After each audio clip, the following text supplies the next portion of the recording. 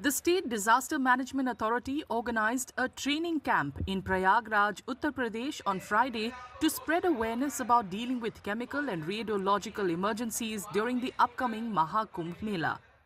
The camp was part of the preparations for the Mahakumbh scheduled to begin from the middle of this month. अगर मान लीजिए कोई दुर्घटना हो जाती है, कोई रासायनिक पदार्थ का ट्रक पलट जाता है, तो उससे अगर कोई रासायनिक स्थिति उत्पन्न होती है, उससे कैसे निपटा जाएगा, वो हमें आज प्रशिक्षण देना जरूरी है। ठीक है। जब हमारे इतने ऊंचे स्तर का महाकुंभ का आयोजन हो रहा है, कोई भी ऐसी आपदा ना हो जिस पर हमारी नजर ना रहे। हाँ, संभावना बहुत कम है, बहुत ही कम है, पर तैयारी पूरी होनी चाहिए। और राज्य आपदा प्रबंधन प्राधिकरण का यही उद्देश्य है कि हर आपदा के प्रति इस महाकुंभ क्षेत्र को बिल्कुल सेफ रखा जाए, सुरक्षित रखा जाए।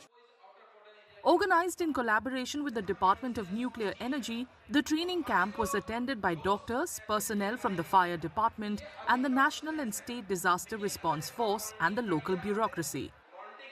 इसके लिए जो टारगेट ऑडियंस है वो 3 तरह के एक्चुअली समूह हैं, जिसमें कि जो डिसीजंस मेकर्स होते हैं, जैसे आपके डिस्ट्रिक्ट कलेक्टर हो गए, आपके एसडीएम हो गए, तहसीलदार हो गए, जो कि ग्राउंड पे रहते हैं। तो ऐसे लोग, साथ में जो रिस्पांस फोर्सेस होती हैं, जैसे कि आपका लोकल पुलिस हो गया, फायर फाइटर्स हो गए आपके, और साथ में एनडीआरएफ, एसडीआरएफ, ये रिस्पांस फोर्सेस हो गए। एंड तीसरा ग्रुप है आपका जो मेडिकल डॉक्टर्स का है या पैरामेडिक स्टाफ्स का है। तो इन सभी को हमने एकत्रित करके और उनके लिए ये प्रशिक्षण कार्यक्रम किया जा रहा है कि जिससे कि कोई भी इस तरह की अगर रेडियोलॉजिकल या न्यूक्लियर आपकी आपदा आती है तो उससे कैसे सफलतापूर्वक निपटा जा सके। The Mahakumbh Mela, considered the biggest religious gathering in the world, is expected to draw approximately 40 crore visitors.